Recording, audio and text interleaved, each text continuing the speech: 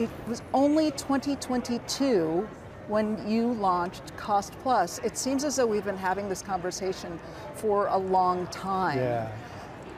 So much has happened in those 3 years. Where do you feel you are? Are you where you thought Cost Plus would be? Honestly, from the day we launched with 111 medications, we're so much further than I ever expected. The response has just been through the roof, and realize we don't spend a nickel on advertising or marketing. It's all word of mouth. And we've helped millions of people. And so we're much further along than I expected. The impact on the industry is much greater than I expected. The growth and the demand for us to do more, from corporations to, and the partnerships we have with transparent PBMs is much more than I expected. So things are going good. I mean, it's up and to the right and continuing to grow. You essentially launched this in a way as a shot across the bow at the PBMs. Yep. And in the last 3 years, we have seen so much discussion about this, whether it's hundreds of bills on Capitol Hill to try to reform PBMs, none of them that have moved forwards. Also a couple of hundred across states as well. A few of them have gone forward, but they've been blocked by the courts at this point. You've seen the PBMs themselves offer more transparent models. They pretend to offer a transparent model. I was talking to a CEO of a company the other day, and I said, here's the test. Go to your PBM and say, look, we want to add Cost Plus drugs to our network. And if Cost Plus is cheaper for a given medication, we'll use them. And those big PBMs are smart. They get the CEO and CFO addicted to the rebates. And then when we go into the CEO, they go back to the big PBM and say, hey, we're talking to market Cost Plus and we'd like to use their pricing. So what do the big PBMs do? They increase the rebates, right? They're playing that game now.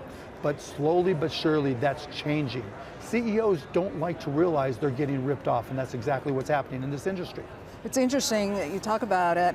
I have this fact sheet from one of the big PBMs where they literally take you on and say, for example, atorvastatin, they sell it for 40% less. Right, because we're mail order, right? So they include the $5 for shipping and $5 for the PBM. So look, there's going to be prices where they're really inexpensive, $5, $6 drugs, where we're not the cheapest.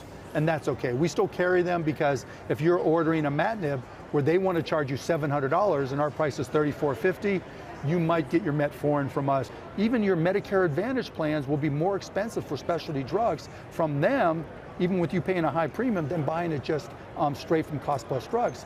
Which is why one of the things I'm talking to legislators about is doing what, there's Texas, Tennessee, and I think Arkansas, a couple other states where if you send your receipt for buying from us or anybody, right, it'll apply, they have to apply it to your deductible. And I'm pushing to get that statewide. All this conversation. At this point, it's a cash price and people can't apply it. For 5 states, they can.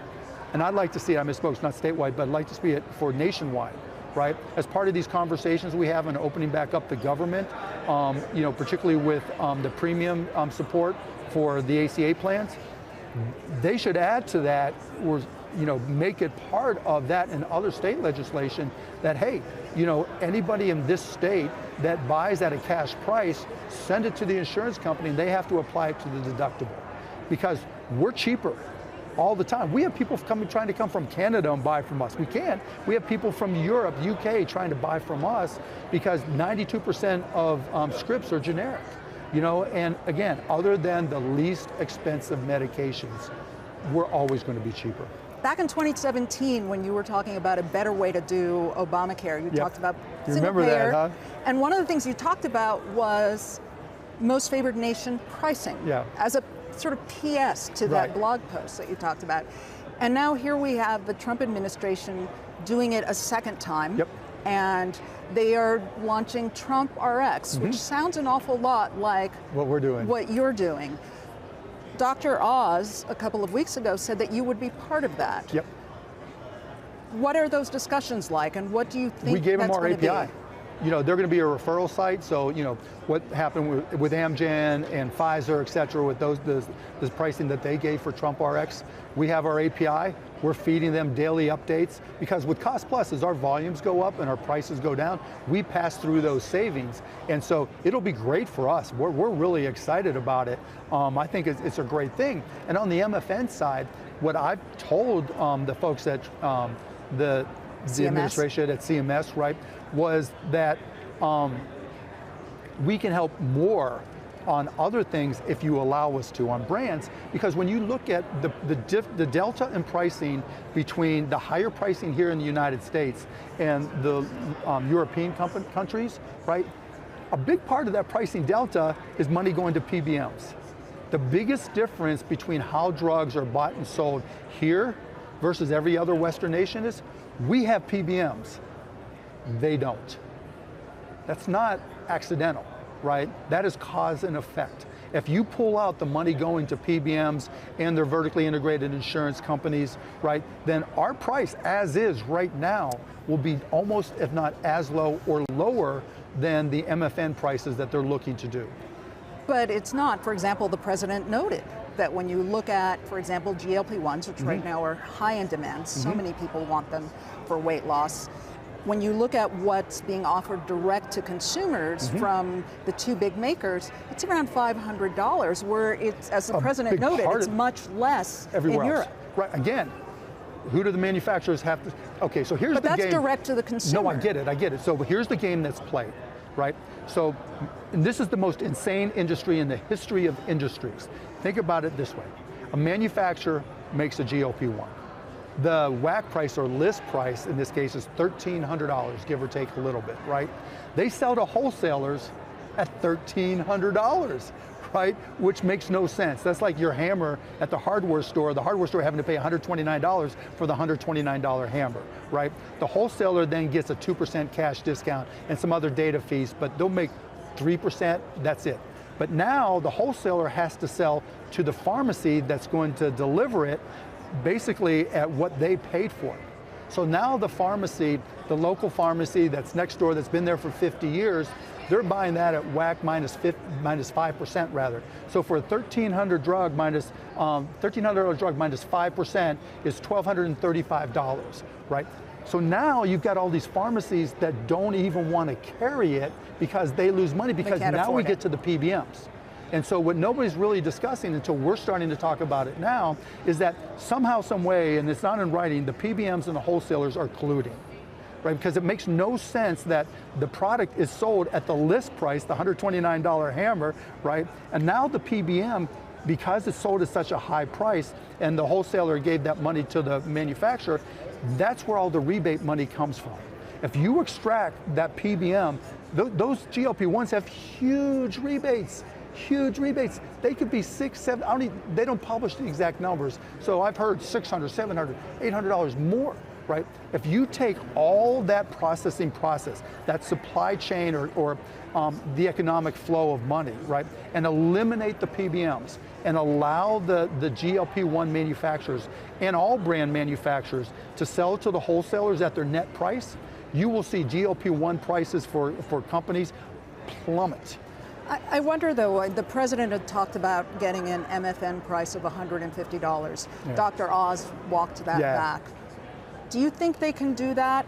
Could they do it? Yes, but will they do it? They can't, right? Why? Because the things, the flow of cash I just mentioned, right? List price to the wholesaler, then rebates to the PBM. Because of that, those contracts that they have prevent the manufacturer from doing any of that net-based pricing, even if the manufacturer would make more money selling it on a net price. So you don't see a situation because of the PBMs and because of the relationships that they have with the wholesalers. You know, you were very involved in talking about this whole PBM process in the last administration. You obviously did not support President Trump at the election. No. Have you been able to have discussions with people in the administration? They've got a guy, Chris Klomp, who's here somewhere. He's great, right? Chris is great. Dr. Oz has been great. Like I would tell the Biden administration all this stuff, right? It just wasn't important to them. some people it was. CMS, they had some great people there, but it just didn't get to the top, right? This administration completely different. I'm not saying I'm a Donald Trump fan now, but credit where credit is due. They are trying their best to reduce the cost of prescriptions and of healthcare and of insurance.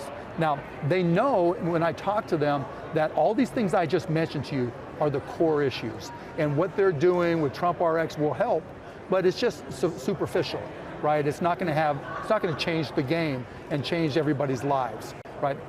But at least I give them credit for trying. And are they receptive to the all changes? This stuff, right? Yeah, all this stuff, right? Do you think we'll see that? No.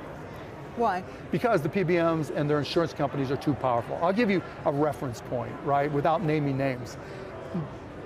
One of the largest insurance companies, you know, the multi-$100 billion ones, have 2,600 plus affiliates and subsidiaries. They have intercompany transfers of $161 billion. That's 0.3% of American GDP. It's just gaming the system. The reason this industry is so easy to disrupt, when I talk to a CEO and give them my experiences, because I was just as big a dumb idiot, you know, when I did my stuff for my companies all these years, right? And you say, look, I understand this isn't your core competency, but I'm going to make it so that your employees and the members and their families get better support and better service, and I'm going to save you money. Would you be interested? Nobody says no. Everybody says yes. No. And then it's just a question of getting the people underneath them to follow through, right? That's the hard part, and that takes time, right? But I'm not going anywhere, right? I got all the money I need. The idea of me, screwing up the healthcare industry, that's better than putting your name on a building. That's better than anything else, because there's nobody in the history of everybody in this country who likes the way the cost of healthcare is and the cost of medications are. Mark Cuban, thank you so much for this. Appreciate you letting me go on and on and on. Terrific. Appreciate it.